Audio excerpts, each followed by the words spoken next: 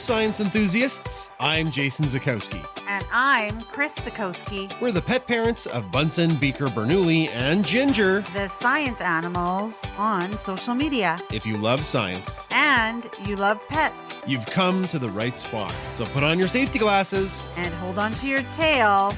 This is the Science Podcast. Hello, everybody, and welcome back to the Science Podcast. This is episode 10 of season 7.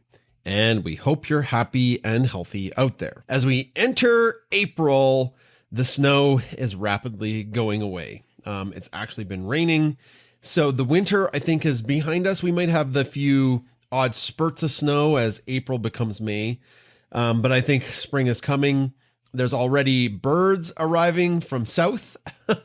Ducks are in the creek. But I guess the big news that's actually kind of sad is that our beaver, Norbert, is gone. There's been no activity in the last 3 or 4 months, which is to be expected for the cold parts of the winter. But yeah, it's such a bummer. We don't know what happened. Perhaps he didn't attract or she didn't attract a mate. The creek did dry up, so perhaps the beaver moved on to greener pastures. That might be a better place to build a dam. Or sadly, Norbert is a wild creature, and sometimes wild creatures just get eaten or they die of old age. But the forest definitely feels a little bit more empty without him around. All right, well, let's get on to some happier news. We've got a really fun show today. In science news, we have 2 science articles, lightning resilient tree and space miso, which is awesome. And a really cool study from New Zealand that looked at the pros, cons, trials, and tribulations at cat fostering. Okay, let's get on with the show because there's no time like science time. This week in science news, we have a shocking study to break down about the Alamendro tree. Our story begins with lightning. We get quite the lightning storms out here on the farm. Yeah, we sure do. Sometimes it's like a laser light show, like a Pink Floyd laser light show. Yeah, out to the north of us where we watch the northern lights, that's where the farm field opens up and there's not a lot of trees. And sometimes we can just watch the lightning arc across the sky during really big storms. Lightning has hit really close to our house. Before we built this house, we lived in a little trailer as we were a young, financially strapped couple. We were saving up money for a house, or maybe just trying to survive. And I remember an explosion. It shook me up out of bed. I think you too. And we were running around the house trying to figure out what happened because our whole trailer shook. Yeah, it's incredibly scary what happened. And as well, lightning actually hit the end of our pole of the farmhouse with the transformer on it, and it exploded too. I couldn't figure out what made that explosion. I thought, I don't know, there's a guy that cuts wood on our property. I thought his propane tank blew up. It sounded like a bomb. But yeah, the lightning hit the pole and blew the transformer to smithereens, which was wild. I imagine being like, oh my goodness, what are we going to do? No power and no means to fix it. And it was very expensive to replace that transformer. I remember driving out and that power pole was just like from a movie, like lightning hit it and it splinters it and blows it to smithereens. It was pretty incredible. So there's a lot of power behind lightning. And what if we told you there may be a tree that has inadvertently harnessed the power of lightning to murder everything around it that it doesn't like? This is a wild study. So the study comes to us from Panama, and the general perception is that lightning strikes are typically harmful to trees, harmful, not helpful. And the scientists used camera arrays and drones and ground teams to study the overall impact of lightning on tropical forests. Their initial expectation was that lightning would only harm trees. But that's not what they found. So this maybe goes back to one of the first incidents that got the researchers' minds ready to go to study this. In 2019, there was a huge lightning strike on a liana-covered Alamendro tree. So it's got all these liana vines on it, which are parasitic. So boom, lightning hits this tree, and 115 neighboring trees were seriously damaged. 50% of them died within 2 years. All of the liana vines on the Alamendro tree were vaporized, and the tree survived unscathed. So from here, that's where they started to get some data that you mentioned in the study. So the study sample included 93 lightning struck trees, which included 9 of the oleander trees. And after 2 years, there was 100% survival of the oleander trees and 56% mortality among the other tree species there. That's crazy. 100% of those trees survived. Now, trees, especially this one, these are taller trees, so they make really good lightning rods. I don't know if does our house have a lightning rod? I remember back when I was a kid, taller houses had to have lightning rods to channel the lightning if it gets hit by lightning, like down to ground. I don't know if our house has one. I'm worried because we sit on a bluff, don't we? We're a sore thumb sticking out of the side of the hill. Yeah. So now I'm thinking maybe we need a weather vane or a lightning rod. Something. But you can imagine a scenario where, due to evolution, this taller tree, when it got struck by lightning, the best of the best survived, not only surviving the lightning, but also that lightning destroyed the liana vines, which drain light and nutrients from the tree. They're parasitic. And even wilder, the liana vines act as electrical bridges, like wires, spreading the lightning current to other trees, worsening damage to all of the tree's competitors.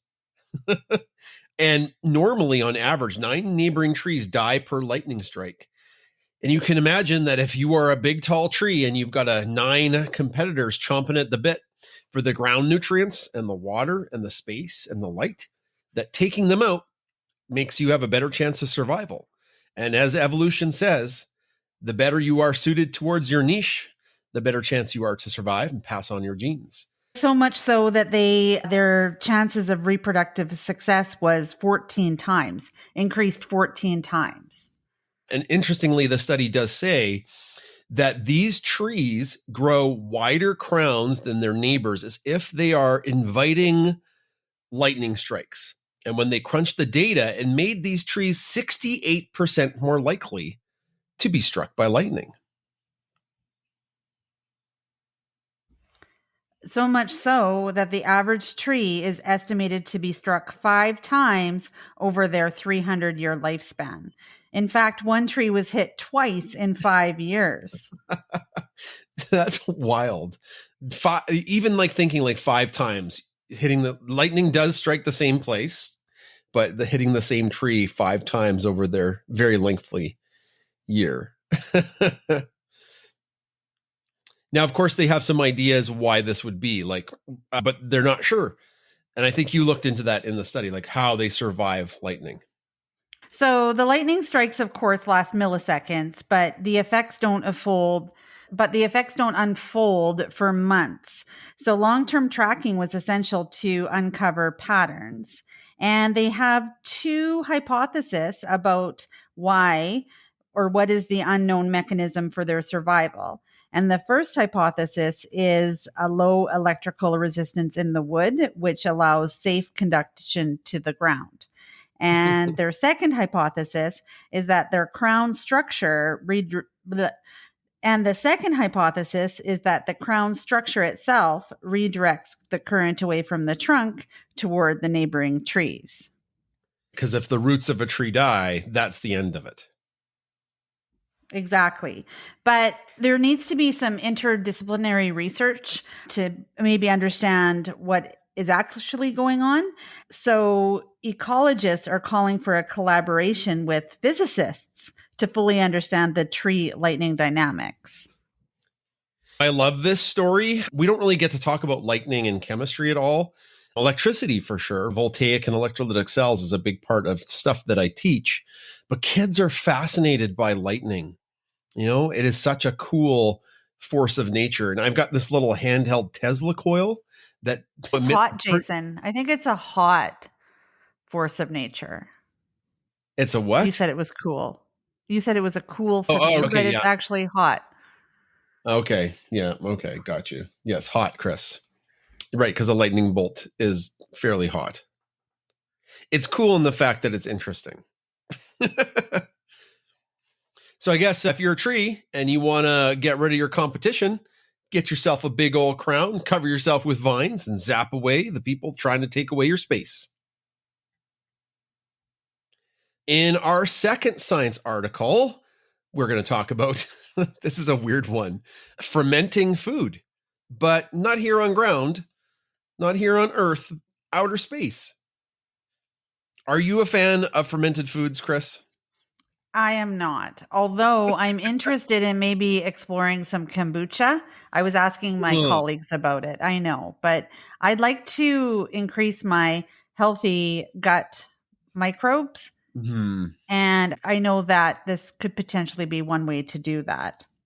Yeah, like fermented foods are traditionally quite good for you, and they are acquired taste. Not everybody likes fermented foods. I know Adam and Annalise, they love kimchi, which is a Korean dish from, I think, cabbage, right? Like a bunch of different things. So they have kimchi at restaurants occasionally. Do you know what my favorite fermented food is?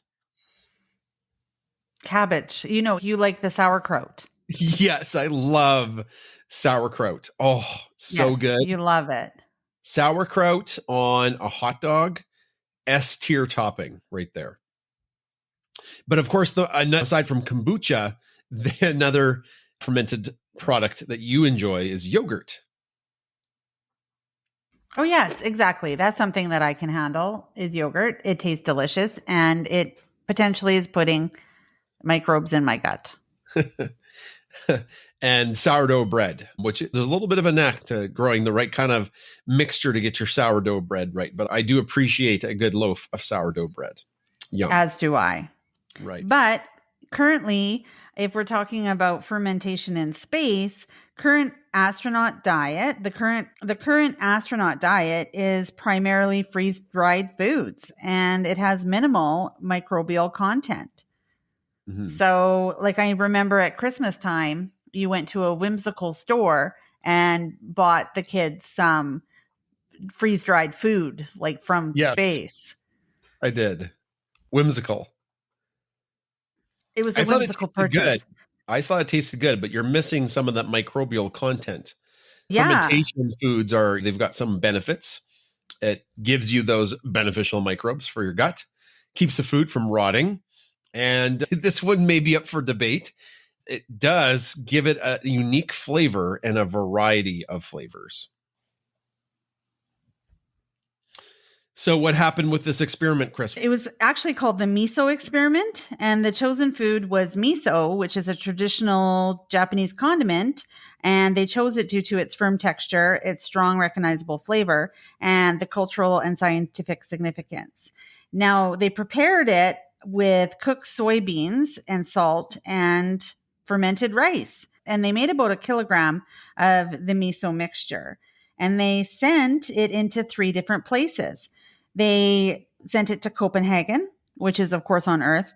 And they sent it to Cambridge, which is also on Earth. And they also sent it to the ISS. They sent it to space. They did. And they had a tasting panel of 14 individuals, including chefs and researchers on the testing panel. And what they found was the flavor profile of the ISS miso was described as nuttier and more roasted. And that flavor correlated with higher levels of something called pyrazines, which are compounds produced during fermentation. One of the reasons why there might be a flavor difference is that the miso on the ISS was kept at a warmer temperature, probably because it was next to something that was giving off heat. So the ISS miso was fermented at 36 degrees Celsius, where on Earth it was closer to 20. And that may have accelerated the fermentation way up in outer space on the ISS. But one of the cool things that you were really excited about was the microbial differences. Yeah. So all three batches did have similar microbial communities, but there was one unique bacterial species only found on the ISS batch. And now you mentioned I believe, koji fungus or koyi fungus showed more Yeah. genetic mutations in the space sample. And that could possibly be due to then that could possibly be due to the radiation exposure in space. Yeah, exactly. Because the ISS is not as shielded from cosmic wind as we are here on Earth, underneath the different layers of the atmosphere and closer to the Earth's gravity well. Very cool. Exactly. Very Yeah. cool. Unfortunately, the researchers could not isolate which environmental factor caused the specific changes in the miso because they are fairly complex variables. Could it have been the radiation? Maybe it's the microgravity, or the temperature could have played the key part. I think this is fascinating that because the astronauts that eat freeze-dried food, I know I've watched a ton of videos when Chris Hadfield was up in outer space. He's a Canadian astronaut, and he did a great job of doing like these daily videos. I have to say the food looked really unappetizing. Like it came out of tubes, it came out of pouches. It was all like cooked ahead of time or freeze dried. So giving the astronauts a really unique flavor to something maybe maybe to something they're used to on Earth, I think that would be really cool. So I'm curious, would sauerkraut taste different? Would yogurt taste different? Or kombucha? Would you pay for space kombucha, Chris? I haven't even paid for Earth kombucha. I've never had it. So maybe I I should would try that try. first. I would try space sauerkraut on a space dog in a second. It probably would be thousands of dollars though. All right, that's science news for this week. This week in pet science, let's talk about cats, but specifically cat fostering. Chris, do you have the bug to get another cat, or do you like the cat we have? I love the cat we have, and she is the only cat that we will ever have. You never know. The food worked for her with me. The food did work for her. It worked for you, but there will never be another Ginger. Oh, she's one of a kind, obviously. Yeah, she's a unique cat. She is. So I'm not familiar with cat fostering. What's going on there? The cat fostering programs are similar to other fostering programs, and they are essential for managing stray or relinquished and abandoned cats. And the programs expand the shelter capacity, which is amazing because shelters are full all the time. And it can reduce stress and disease and increase adoption rates when cats are fostered. There isn't a lot of data on cat fostering programs, but our study comes from New Zealand, and some statistics there are that there are 37,000 plus cats that pass through rescue organizations yearly. That is a lot of cats. And about 80% of rescue groups use fostering as their core strategy. That would be tough if you were a cat lover, because it's like dog fostering is you have the dog for a short time until a more permanent place is found for the dog. And man, if we got fostered a dog, it'd be hard to say goodbye to that dog. Right. Absolutely. So my hat's off to people that do that kind of stuff, if you're listening. Thank you for doing that. But then also there are some foster families that do take on the dogs and then they make space, right? They take care of the dog, they foster the dog out, and it's a success story for the dog for the rest of the dog's life. And then it offers up some more space that they can do the cycle again. And the study was done in New Zealand, and it was a qualitative study where they had two groups of people who were cat fosterers, and they were sharing their stories. And some of the motivations for becoming a fosterer was a love of animals. So having a deep emotional connection and a long-standing attachment to cats. So there are cat people out there, and they were motivated by the love that they had for them. And it also is, Chris, that makes sense. That I've talked about that before, that the dog programs where people can go like in the anti-stress dog room. If you're stressed out, you can go see a dog. That is a common thread, is that there are people who would prefer to spend time with a cat rather than a dog. So it's not that they're out there. It's just that, I don't know, there are cat people, which is cool. There are. And the idea of becoming a cat fosterer is an alternative to actual ownership. So it's a flexible option for those, that are unable to keep a permanent pet. Additionally, it's a desire to help. So being a member of your community and contributing to your community was one of the motivating factors of becoming a cat fosterer. Aww. And I think that us as dog people, we would be equipped to contribute if we were to do dog fostering. But people who are cat people who sign up to be a cat fosterer, they have that same personal capability. They feel well equipped to contribute. As you had mentioned, Chris, there's not a lot of data on what happens when you foster a cat. Who are cat fosterers? What are some challenges? So that's the section I looked at, because I'm like, what if you foster a cat, what are some things that can be potentially problematic? And the first one is it's pretty intense emotionally, because you'll have grief over the loss of a cat once it goes somewhere. And then there's a lot of distress when cats get ill, or you have to give them up, or euthanasia if everywhere is completely full. I see that on TikTok, and I know why it happens, but it just hurts my heart so bad, is that the shelters are full and like some of the dogs are euthanized to make room for other dogs because they just don't have space. And that would probably be very distressful to be around that all the time. Some of the cats that you would get as a foster are sick or have behavior challenges. So lucky for us, Ginger just tears up the couch and occasionally bops the dogs. But there's lots of other behavior problems you might have with a cat, or it might have some kind of illness or disability, which is costly. Then as well, cats have space constraints. You'd think a cat doesn't need a lot of space, but if you have multiple cats in the same house, the current research shows they should all have their own stuff. They should all have their own cat tree, their cat litter box, cat toys, and you may not have enough room for that or time to deal with everything with the cat.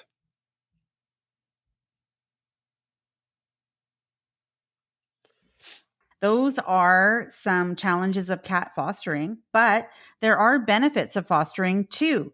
One of those is social well-being. And having a cat as a companion, that will reduce the loneliness and also offers emotional support to, I think it's a symbiotic relation to the human and the cat.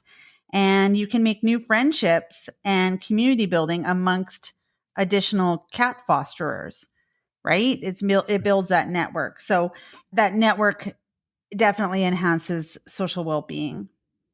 And another thing that's a benefit of fostering is emotional well-being, the feeling of joy and pride and fulfillment, and having improved mental health. And it's always so satisfying to see animals grow and thrive. And that's what they found in the study, that people were very satisfied to see those cats grow to fruition. And there's practicality to it. So having the experience of pet companionship, without the long-term responsibility. So, if you like it, put a ring on it. You don't have to put a ring on it. You can just experience the pet companionship. And then ongoing learning and skill development. We got a lot better with taking care of each subsequent dog, and we got more skills for sure. All right. So why is getting all this data important? Why are they asking questions? Why are they gathering all this qualitative survey work? There's implications for rescue organizations. The more you know, the more you can improve training and ongoing education for those who might want to foster cats in the future. And then you can have support systems for when things get hard, like it's time to give up a cat, or a cat gets sick or dies. If you have no support system there, it might be once bitten, twice shy kind of thing, where you may never decide to foster a cat again. Just like in a lot of the other studies that we covered about like shelters, a big part of being involved in a shelter is having autonomy within like the cogs of an organization. So not feeling you don't have a say, that it's important for your voice to be heard and have your voice matter. And then also finding where people's skill set is first before they decide to foster, and then building on that, because as you said, Chris, you get joy out of doing better with each subsequent animal and it keeps the motivation going to do more in the future. For sure. Now, there were some limitations to the study. The sample really did only include current fosterers, so that could have a potential bias towards positive experiences or relating positive stories about fostering. And there could have been the social desirability bias due to the group format in that organized setting. So I did say there were two groups and they shared together. So I don't know if you would want to be the one person in the room going, oh, fostering is terrible. So there might have been that Peer pressure. Go with the flow. This is great. Yeah. So there is need for further studies on former fosterers and what was the emotional labor? What was the fosterer grief, and exploring those, and why would they be a former fosterer? What happened to remove them from that network? So I think as we wrap this up, I did not know a lot about this before we started. Chris, I did not know even it was a thing that you could be a cat fosterer. And just from New Zealand alone, like 37,000 cats pass through their rescue organizations. And we think Ginger is the best. We think Ginger is this amazing cat, because she is. But I think everybody thinks that way about their cat. Isn't everybody's cat a special creature too? And just thinking that there's thousands upon thousands of cats that have their lives saved and they have a new home thanks to the fostering programs that are available in every country. I think this is just good data to have for those organizations in the future. Absolutely, 100%. All right, that's Pet Science for this week. That's it for this week's show. Thanks for coming back week after week to listen to us. And two things. We want to thank everybody who supported us with the Bernoulli Stuffy presale. It has gone way better than we ever thought. Thank you so much. You might be listening to this. You might have time still to get on the presale. Check our website. We have a link in our show notes. And again, big shout out to our top tier patrons, the top dogs, who support the podcast and help keep it free. One of the perks is Chris reads your name at the end of the show. Chris, take it away. Amelia Fettig, Ree Oda, Carol Hano, Jennifer Challen, Linnea Janik, Karen Cronister, Vicky Otero, Christy Walker, Sarah Bram, Wendy, Diane, Mason and Luke, Helen Chin, Elizabeth Bourgeois, Marianne McNally, Catherine Jordan, Shelley Smith, Laura Stephenson, Tracy Linebaugh, Anne Uchida, Heather Burback, Kelly, Tracy Halbert, Ben Rather, Debbie Anderson, Sandy Breimer, Mary Rader, Bianca Hyde, Andrew Lynn, Brenda Clark, Brianne Hawes, Peggy McKeel, Holly Birch, Kathy Zerker, Susan Wagner, and Liz Button. For science, empathy, and cuteness.